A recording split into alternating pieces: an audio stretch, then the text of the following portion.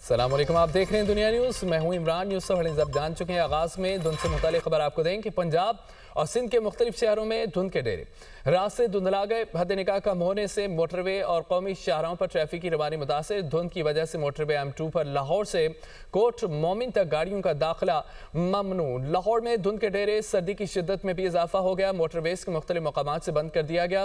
دھند کے باعث لاہور میں فلائٹ آپریشن متاثر۔ لاہور میں سردی کی شدت اور دھند کی کیا صورتحال ہے، جانتے ہیں نمائندہ دنیا نیوز مبین حیدر سے۔ مبین، بتائیے دھند کا احوال۔ حال اگر ہم بات کریں صوبہ دارالحکومت لاہور کے موسم کی، تو موسم کے اندر شدید جو ہے وہ ڈینس فاگ کا شہروں کو سامنا کرنا پڑ رہا ہے، کیونکہ ہمیں دیکھا کہ اس موسم کے اندر دھند کی وجہ سے حد نکاح بالکل جو ہے صفر رہ چکی ہے۔ شہر لاہور کے اندر بھی جو ہے پورا شہر دھند کے لپیٹ میں ہے۔ سفر کرنا بہت مشکل ہو چکا ہے۔ لاہور سے ملکہ موٹر ویز کو بھی بند کر دیا گیا، جس میں لاہور M2 موٹر وے جو ہے اس کو لاہور تک کوٹ مومن بند کر دیا گیا ہے۔ اس کے ساتھ ساتھ جو دوسری موٹر ویز ہیں جیسے M3 ہے اس کو فیض پور سے جہانا تک بند کر دیا گیا ہے۔ جو M4 ہے اس کو جو ہے وہ ملتان سے روڑی تک بند کر دیا گیا ہے، اور اسی طرح باقی M5 کو بند کر دیا گیا ہے۔ لاہور M11 موٹر وے جو ہے اس کو بند کر دیا گیا ہے۔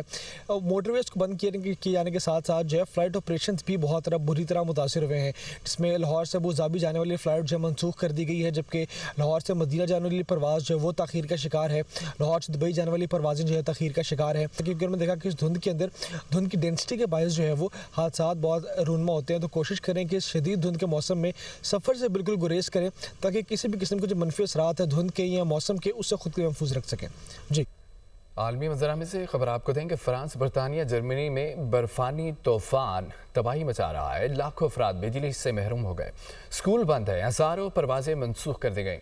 برطانیہ سے جرمنی تک طوفان کے باعث خطرناک موسمی صورتحال ہے۔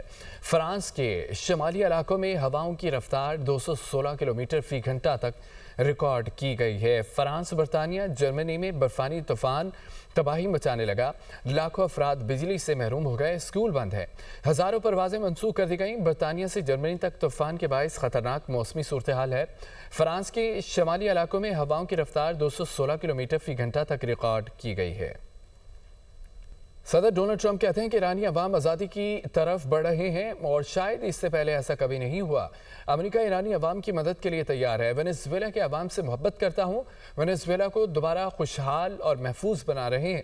جو لوگ ہماری مدد کر رہے ہیں ان کا شکریہ اور مبارکباد۔ صدر ڈونلڈ ٹرمپ کہتے ہیں کہ ایرانی عوام آزادی کی طرف بڑھ رہے ہیں، شاید اس سے پہلے ایسا کبھی نہیں ہوا۔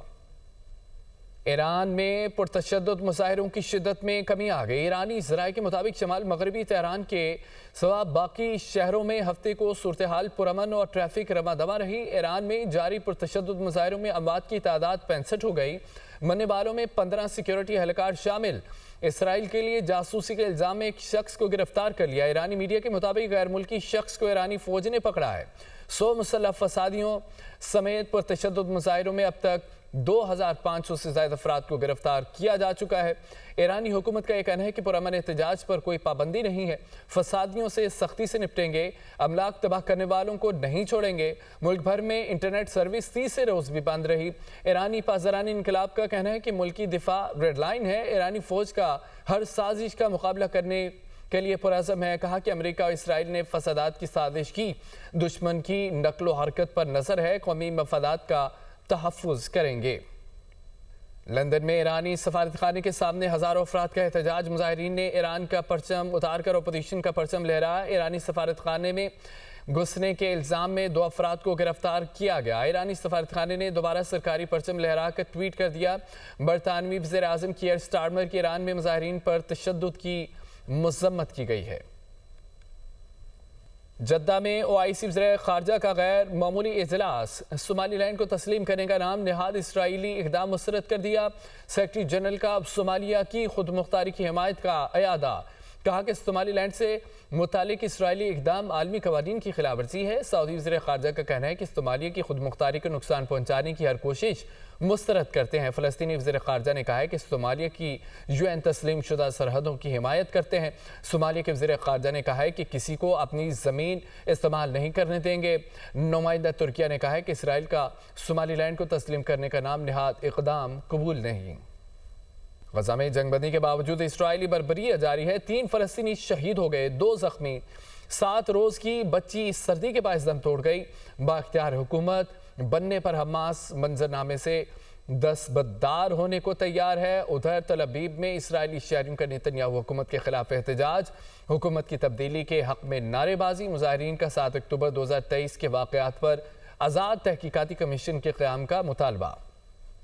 अमेरिका में फायरिंग के वाक़यात में इजाफा, रियासत मिसिसिपी में फायरिंग से बच्चे समेत 6 अफराद हलाक हो गए। शहर के 3 मुख्तलिफ मकामात पर फायरिंग की गई। पुलिस ने फायरिंग में मुलविस मुलजिम को गिरफ्तार कर लिया। शनाख्त 24 साला सेट्यून के नाम से हुई है। कश्मीर का मसला हल किए बगैर खिते में अमन नामुमकिन है। दुनिया ने मान लिया कश्मीर का मसला हल तलब है। वफाकी वज़ीर अमूर कश्मीर अमीर मुकाम की साउथ अफ्रीका मीडिया से गुफ्तगू, कहा कि मार्का हक की कामयाबी से मसला कश्मीर मज़ीद उजागर हुआ है। मौजूदा हुकूमत ओवरसीज़ पाकिस्तानियों के मसाइल के हल के लिए संजीदगी से काम कर रही है।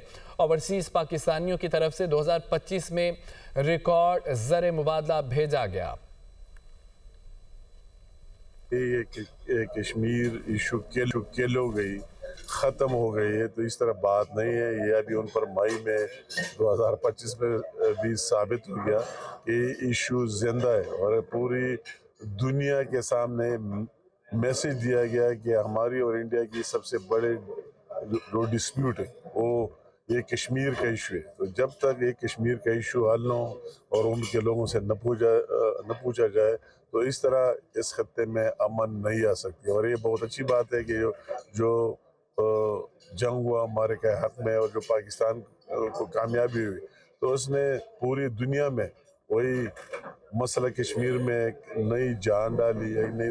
नाज़रीन, खबर यह है कि वज़ीर आला खैबर पख्तूनख्वा और वज़ीर आला सिंध के पीर को होने वाली मुलाकात मनसूख। ज़राए KP वज़ीर आला हाउस के मुताबिक वज़ीर आला सिंध मुराद अली शाह की मसरूफियात के बायस मुलाकात मनसूख की गई है। वज़ीर आला खैबर पख्तूनख्वा को मुलाकात की मनसूखी से मुतालिक आगाह कर दिया गया। वज़ीर आला सोहेल अफरीदी 3 रोज़ा दौरे पर सिंध में मौजूद हैं।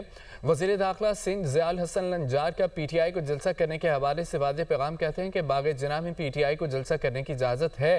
अगर जलसा किसी भी सड़क पर होगा तो हुकूमत सिंध सख्त एक्शन लेगी। सिंध हुकूमत ने PTI को जहां जलसे की इजाज़त दी वहीं जलसा करे। हुकूमत की रीट को चैलेंज करने की हरगिज़ इजाज़त नहीं दी जाएगी।